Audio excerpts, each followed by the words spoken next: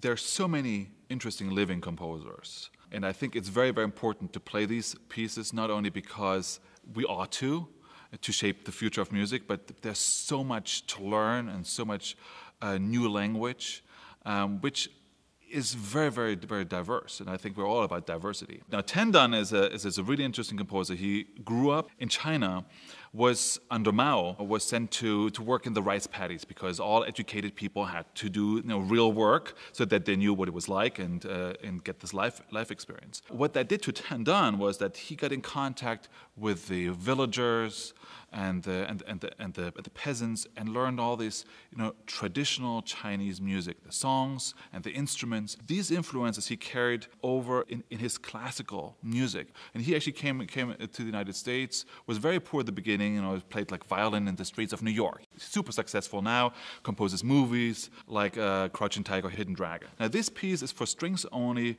and the sounds that you will hear in this piece you have never heard before, and he uses the instruments in any way but the regular way. I mean, there's maybe a couple notes that they actually play like you ought to play a violin, but it's nothing scary. It's really fascinating what you can actually do with an instrument and with the textures. There's always the Chinese undertones just there without being right in your face.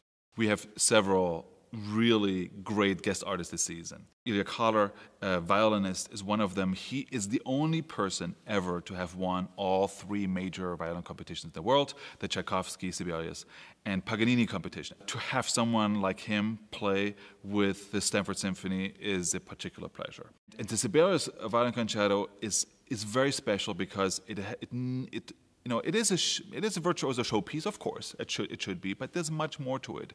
There's a lot of depth to it, there's a lot of maturity to it, and there's a lot of story to it. I don't think there are many people like Ilya Kaler these days who can actually play this piece. I think it's going to be a wonderfully inspiring experience hearing him play the Sibelius Violin Concerto.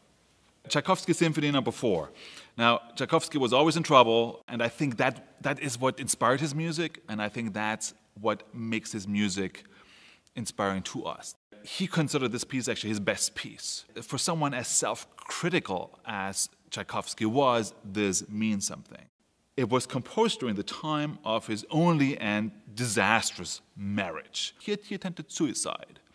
And if you go that far, even when you're a depressed person to begin with, and a very shy person, I think he poured all that in this music, and so it becomes this over-the-top, dramatic piece of music. It's already so personal that it's universal.